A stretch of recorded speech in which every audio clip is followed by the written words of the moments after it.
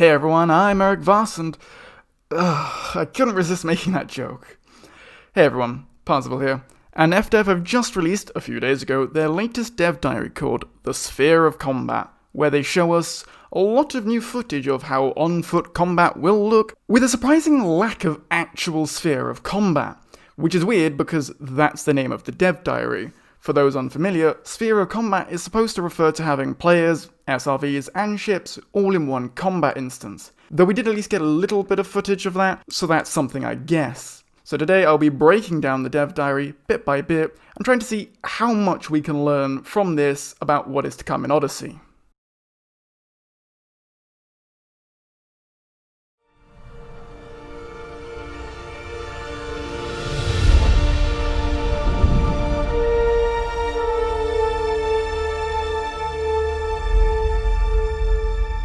The world of Elite has always been a dangerous place, but with Odyssey it takes on a whole new dimension. For the first time, pilots are going to leave the security of their cockpit. This is going to force them to have a mentality shift from bold and daring star pilot to vulnerable on-foot troop. So to start off, we see a commander walking into Asta's Hope 2, with a pistol on his right hip, a rifle on his back, and a tool, which we'll see later, on his left. If you look closely, you can see a gun turret on the right, which looks very similar to a small multi-cannon, and 3 guards are just patrolling the area. To the left of the archway is 1 guard, the next is in the far background walking towards a building, and the last is walking out of a building to the right.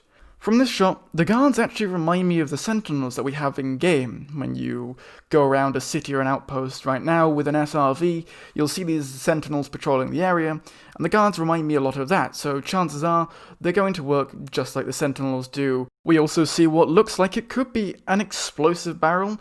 Just above the guard on the left side, you can see a red barrel in the background.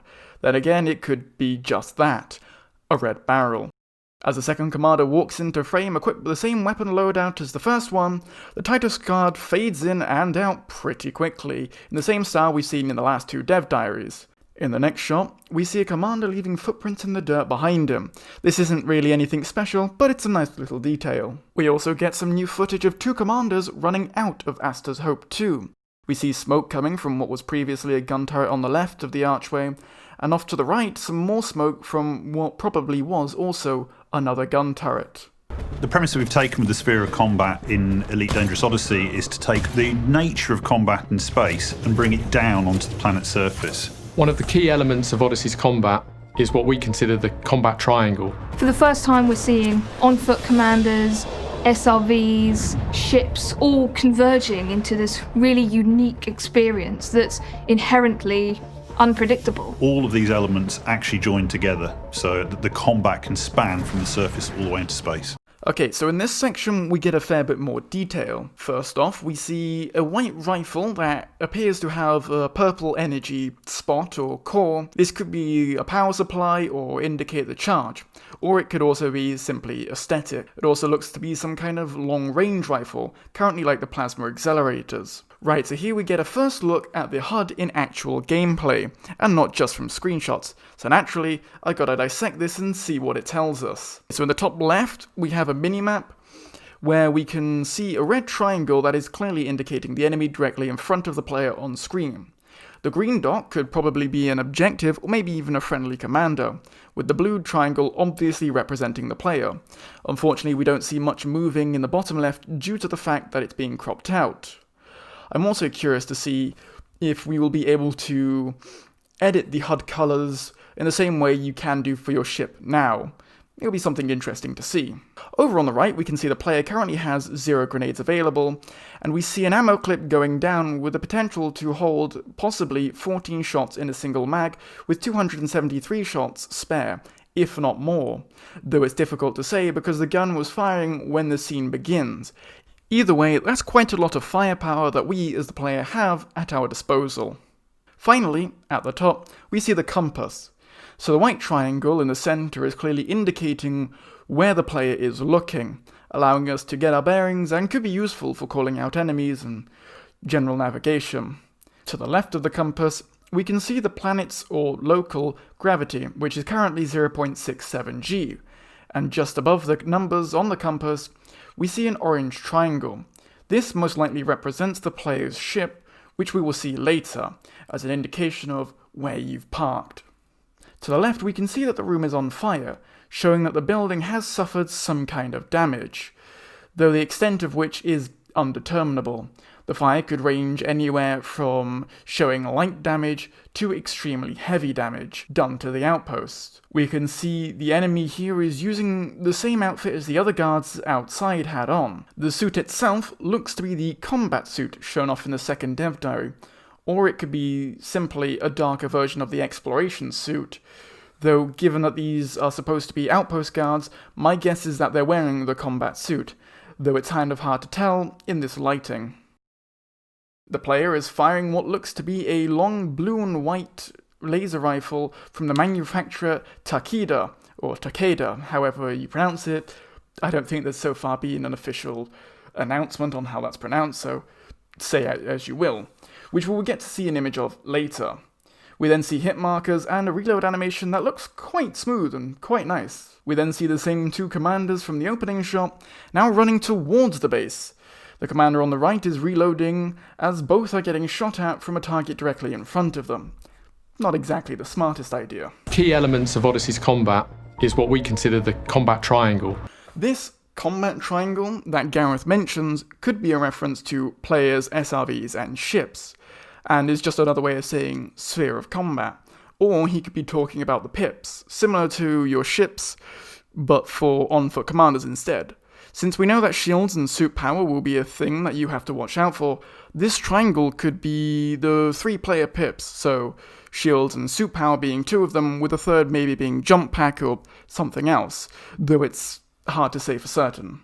As Samantha is talking, we then cut to 2 SRVs driving on a surface. This planet is clearly different from the last one, as the ground looks completely different, more like an ice than a desert. But this planet also has a bluish atmospheric hue, whereas the last had a slightly orange-green coloration to it.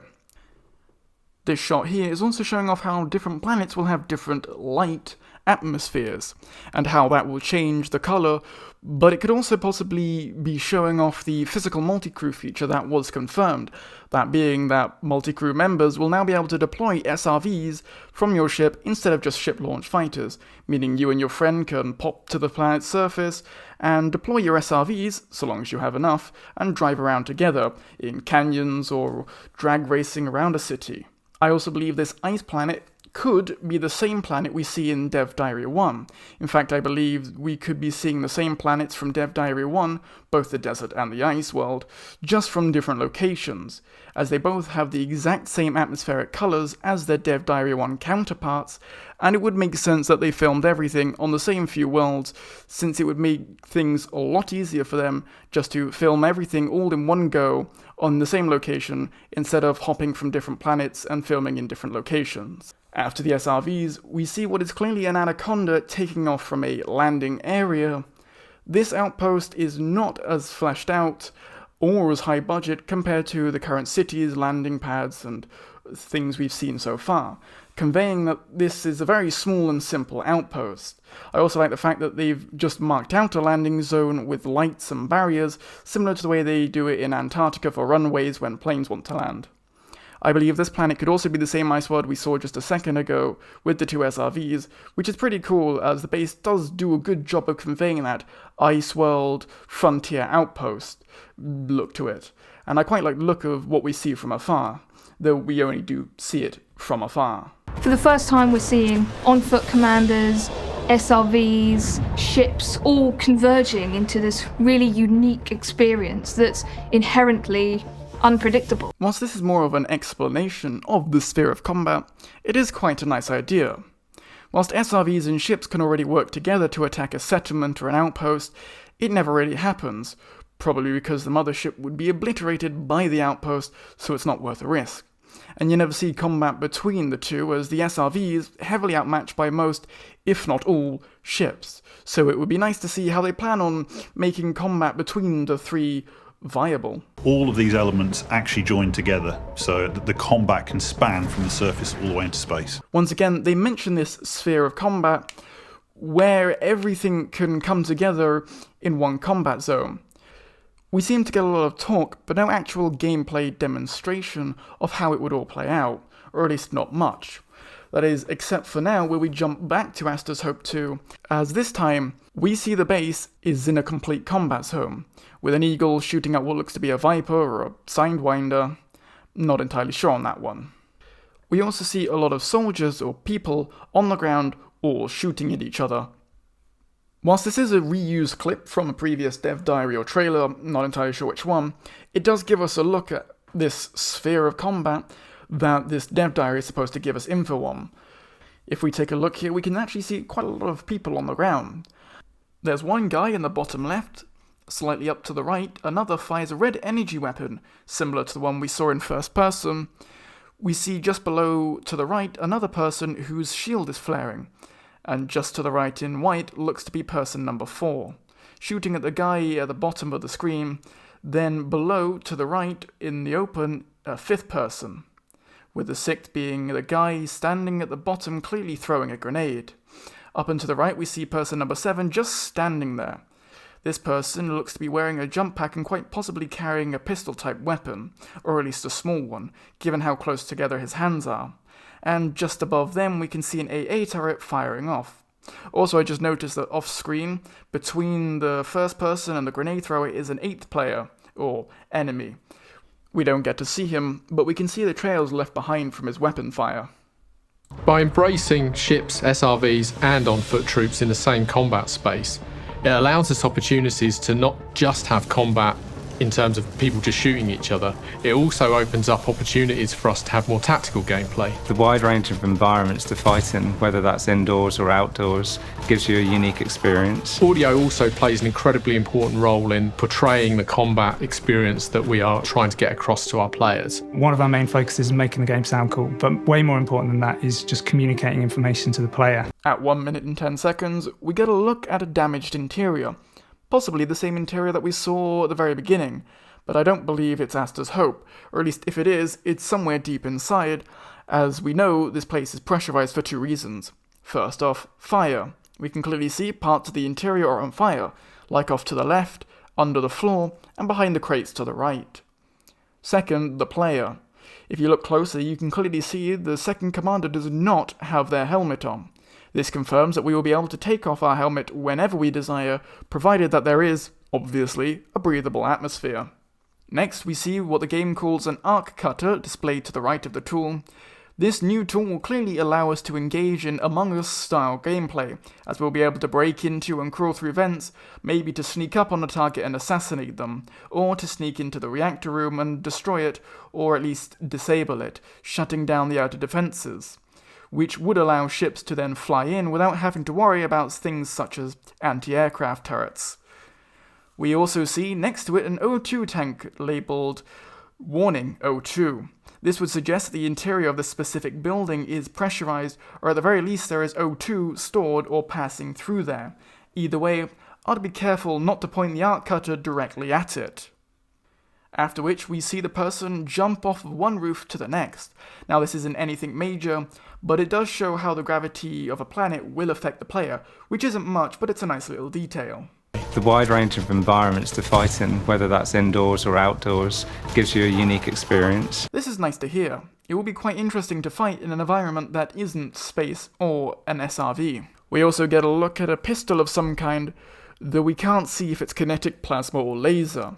We also see that this player has 3 grenades spare, plus a fair few bullets to shoot. Also, this scene here does confirm my suspicions that we are not looking at Astor's Hope 2, but instead somewhere else, as the compass in this scene shows the local gravity is 1g, whereas Astor's Hope 2 was 0.67g, or at least I'm assuming that the first corridor scene where we could see the local gravity was Astor's Hope 2, but my guess is this place is the same as we saw earlier with the fire and the one commander without his helmet on. That said, we could also be looking at an outpost in space maybe. Since we don't know how the mag boots will work, all we know is that in 0G they will activate, so the 1G could be as a result of the mag boots being engaged, and also could be why the outside is very cold, since space is cold. Though since we haven't seen any kind of 0G gameplay, it's impossible to say, though unlikely since the compass here gives us a bit more information than before, as we can see the longitude and latitude with the surface being obscured, probably because they're inside. We can also see the ambient temperature displayed as 187 K, or Kelvin, which translates to negative 86.15 degrees Celsius, or minus 123.07 Fahrenheit, which is pretty cold. That could mean that this is the ice planet we saw the Anaconda leaving from, as ice planets do tend to be pretty cold. We also know that there are going to be survival mechanics in Odyssey, and I'm pretty sure temperature regulation is one of those mechanics, which could operate in the same way it does in Star Citizen, that being when you get too cold, you start to slow down and your avatar shakes, and too much exposure will kill you, which would make sense as this game is going for realism. Next, we go back to Asta's Hope 2, as we get to see a little more death animation, as the enemy ragdolls to the floor before hopping back inside to some more fiery interior. This time the other commander has his helmet on, meaning this could possibly be inside one of the buildings of Asta's Hope 2. Afterwards, we are treated to an eerie dark hallway with sparks going off, indicating damage, as well as some red alert lights, so to speak. What this tells me is that even though the panel on the right is on, my guess would be that the main power is out, as in the last two scenes, the lights were out and the rooms were only illuminated by torches and gunfire, with only emergency lighting to offer any kind of illumination, which would indicate that we are able to sabotage an outpost or facility's main power. That could possibly be what the previous commander was planning on doing after breaking into the emergency access hatch. Now we're outside and we get to see the commander's mothership, as someone is standing watch, or in this case, crouching watch. If you remember earlier, we saw the orange triangle on the compass, which could have most likely been pointing towards this ship right here, although without the HUD on to confirm it, it's impossible to say. That said, it wouldn't be too far outside the realms of possibility. Here we get a new screenshot behind Joe. It's nothing really special, but it does show off a guard standing in front of what appear to be some lifts. My guess is that this could be a station interior, and the lifts could transport us between our landing pads and the so-called social hubs. Also, both Gareth and Joe talk about sound. I do want to touch on this because this is something I've been looking forward to quite a lot with Odyssey. Elite has done an amazing job with the sound design, as I'm sure all of you will agree. And as we're about to see, they will go through some impressive lengths to make sure that their weapon sounds will be amazing, as always. So the sound mix supports the player in whatever they happen to be doing at that time. It focuses their attention on things that matter most. Things like the player's breath, just how intense are they breathing? It's all to do with the stress of combat. It's not always about the bullets and the explosions. Sometimes it's about the much more intimate things that the player's experiencing. Players will have to make critical decisions about their loadouts, and that includes the suit they're wearing, the weapons that they're taking in, and this will differ really dependent on the type of situation that they're going into. As he's saying this, we get to hear the really nice weapons fire from the white rifle. But if you listen closely, you can also hear the player almost panting, and what could be a death sound from the enemy, though I'm not too sure on that. Whatever they happen to be doing at that time, it focuses. As the body ragdolls to the staircase, we cut to the next scene, where we get to hear a little more of the panting, but also we get to see some kinetic weapons being fired. So now we have seen each of the three weapon types being used, and we also get to see how the shields flare up under fire from a kinetic weapon, though I doubt there's going to be any difference between the three. Next we cut back into a dark corridor, and now we really get to hear more of this intimate sound, as we really get to hear the player breathe, what could be a sigh of relief. It's all to do with the stress of combat. Now, the stress of combat is an interesting thing to mention, as it could mean two things right off the bat, that being physical or mental stress, and I believe he could be talking about both. What I mean is, as the player is getting shot at and takes damage, or has just been sprinting for a long period of time, the character's breathing would start to become heavy, and that would translate this physical stress of combat. The mental stress could be for quick breathing, when simply getting shot at from multiple targets, and provide this mental stress of combat, though it's really hard to say because they didn't go more into detail on this. Next we see two commanders as they walk through Asta's Hope, again. This could quite possibly be after the battle, as the sun looks to have set, or at least be setting, with a strong orange glow on the ground, long dark shadows, and a dark sky. That said, we don't see any damage. In this scene, we see two commanders walking back to what could be a different ship. This one might be an adder, though it's hard to tell as both ships have a blue paint job, and this could just be the same ship from a different angle. I'll let you decide. We also see the commander in front of us, carrying the blue-white Takeda rifle that we've seen quite often now. Whilst these scenes don't show us much of importance, it's what Gareth says that's worth noting.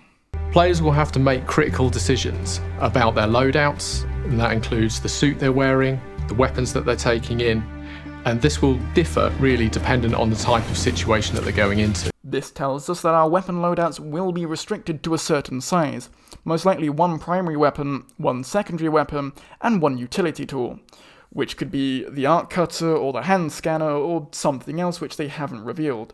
This feature I quite like because it means you actually have to think a bit more carefully before you go out about what weapons and what suit you will bring with you, instead of just taking everything and being a tank. So next we see a bunch of ships, all parked together with an SRV in front and some people walking around. From left to right we see a Cobra, an Asp, and a Viper. We also see that the SRV in the middle appears to have no one inside. This does confirm that you will be able to step out of your SRV once you are in it, which is nice for them to have confirmed. We also get a look at the first commander that appears to not be wearing the Explorer suit. Whilst it could just be a dark version of the Explorer suit, I'm pretty sure this is the combat suit from the first dev diary, which is quite nice since so far we've only seen the Explorer suit being used, so we at least get to see one of the other suits in action, albeit from a distance where the person is only walking by. And probably for my favourite bit, we get to see the jump pack in action, from the first person perspective and not just some rendered animation.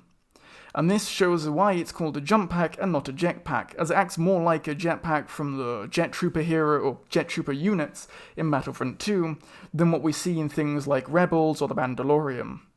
As the commander here gets a little jump boost off the ground before coming back down and trying to shoot the guy in front of him.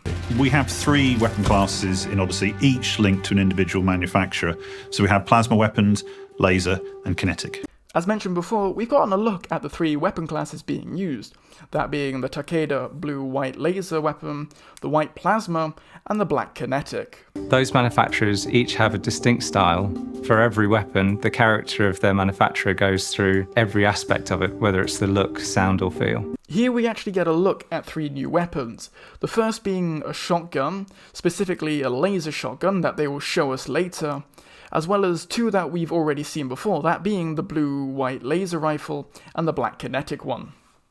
I'll be honest, I'm quite looking forward to a laser shotgun. Yes, a laser shotgun. One of the things we were really trying to do with the combat to make it authentic was to create weapons that felt both powerful and satisfying to use. Here we don't see too much, other than a nice cinematic, and the fact that they want the guns to be satisfying and powerful, which won't be too easy, as you don't want the guns to either feel too powerful or not powerful enough. But it shouldn't be that hard to solve. I'm sure they can manage. Then again, I don't know anything about game design, so that's just my assumption. In the next scene, we see some shots of people running through rooms on fire. Once again, we can clearly see that this room is suitable for players to take off their helmets. Truth be told, I'm not sure how useful this could be to take off your helmet, but I guess if you still use up your oxygen whilst the helmet is on, even if you're in a breathable atmosphere, it would make sense to need to take it off. It's the small touches that make the guns feel designed and belong to a specific manufacturer, like the magazines on the laser weapons that are magnetised into their housing with a really satisfying noise that slides in. There's a joke to be made here, but I'm not going to be the one to make it. Also, the amount of times I've written the word manufacture or manufacturer because of these guys whilst trying to transcribe everything, I now really hate that word, and I will try not to type it out as much as possible. They've made me hate a word, so well done, FDev. Thank you. So here, we get to see the bottom part of the HUD for the first time, well, in gameplay, where it displays a few things without being cropped out, which is nice. In the large circle, we can clearly see the player's health, with the 3 circles around it most likely being the player's shields. Next to that, at the bottom, we have our O2 meter, and above that is the suit's energy. Above those 2 indicators, we have 5 separate boxes. Starting on the left is what appears to be a red circle, though it's too faded out to actually make out what it is. Moving one over, we see some arrows that make me think of the double jump, and so therefore this most likely represents the player's jump pack. And moving over once again to the 3 boxes, we have a lightning bolt in a circle, a shield symbol, and an O2. These are probably there as alerts for when one of them is too low and they will start flashing, or they could flash green when their respective meters are filling. Honestly, I don't know why they have symbols twice for these 3 things, so only time will tell. Just above these boxes, we can clearly see a message box with 22 unread messages. Someone's clearly popular. There's also a very faint blue circle right next to it, but it too is too faint and I can't make out what it is. So again, we'll have to wait and see. As animators animating weapons, what we want to do is bring as much character to the individual weapons as possible. Weapons have 2 functions. One is to be cool, and one is to telegraph to the player what's happening in the game. If you're holding a big rocket launcher, you feel very powerful, you shoot people from a distance and you can wipe out groups of people. But at the same time, having that big weapon and the mobility issues with it make you feel very, very vulnerable. First off, here we get a look at another new background. This one, what is presumably a social hub with a giant billboard in the background.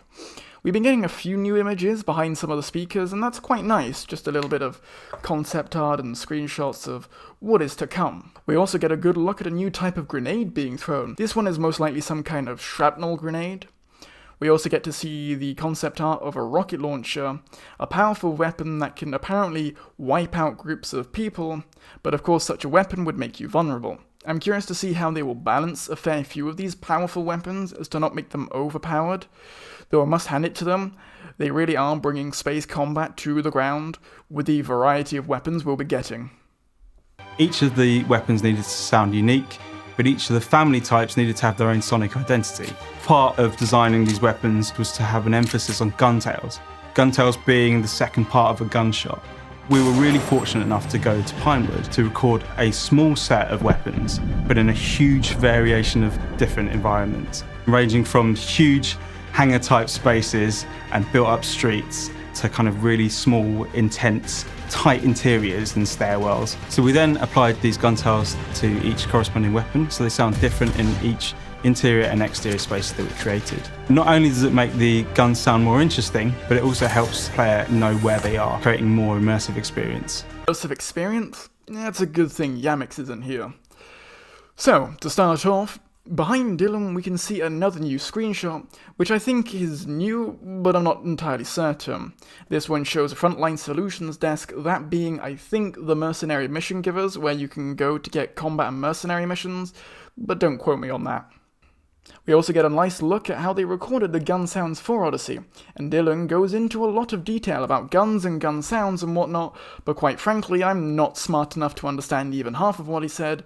All I understood was they got a lot of fancy gun noises in different environments to make games sound good. We also get a quick look at some of the intense and tight interiors, as bullets fly everywhere, and once again a player's shield flares up as the enemy, who appears to not have a helmet on, recoils from the amount of gunfire before dropping to the ground, which means that the player model could recoil if it gets hit, even if the personal shield is active, which is an interesting detail. After, we get a quick look at another type of grenade.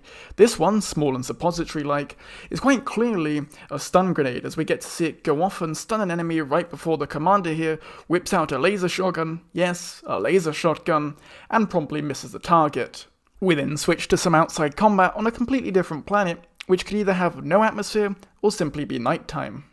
Also, this layout looks very different to Astor's Hope 2, so it's nice that we got to see some variety in the Outpost Architecture styles in this short dev diary, as FDev have mentioned that the background simulation, or BGS, would affect how Outpost looks, and I'm sure morphologists will have a field day with all the brand new architecture to review. It really does feel like you're in the middle of a battle. You can hear the bullets popping in the distance, you can see and hear the ships flying overhead, the AI soldiers shouting and shooting and running, the explosions flashing and roaring. It really feels like you're in a situation where any small decision could have a huge consequence, and there's something really compelling about that. We put a lot of consideration into the combat in Elite Dangerous Odyssey. We really hope that you like it as much as we do.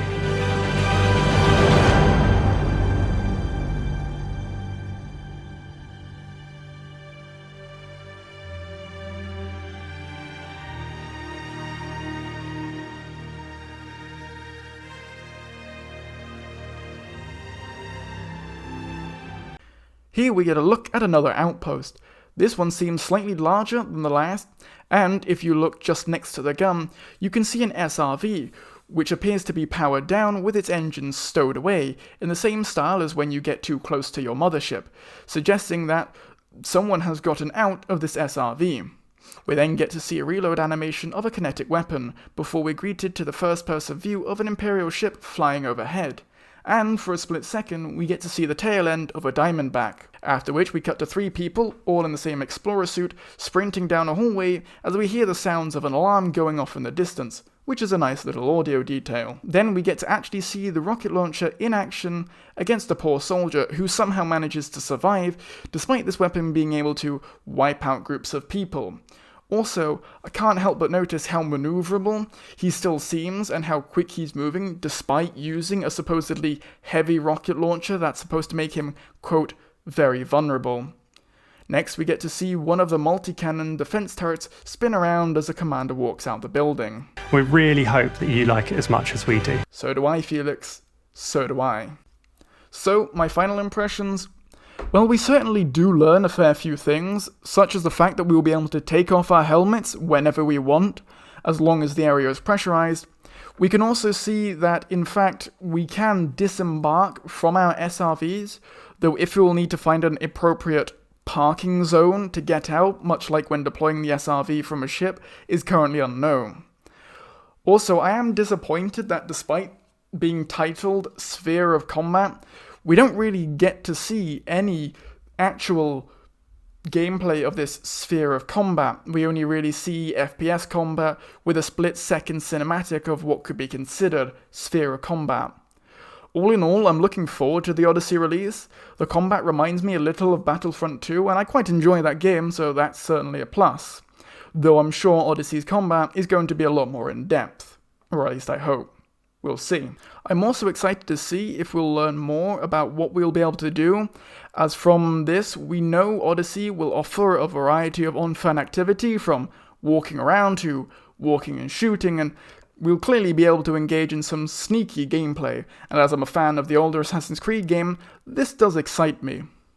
I hope you enjoyed this breakdown of Elite Dangerous's third dev diary, and if you did, be sure to like and subscribe, as I'm most likely going to do the same for any more dev diaries to come. Thanks for watching.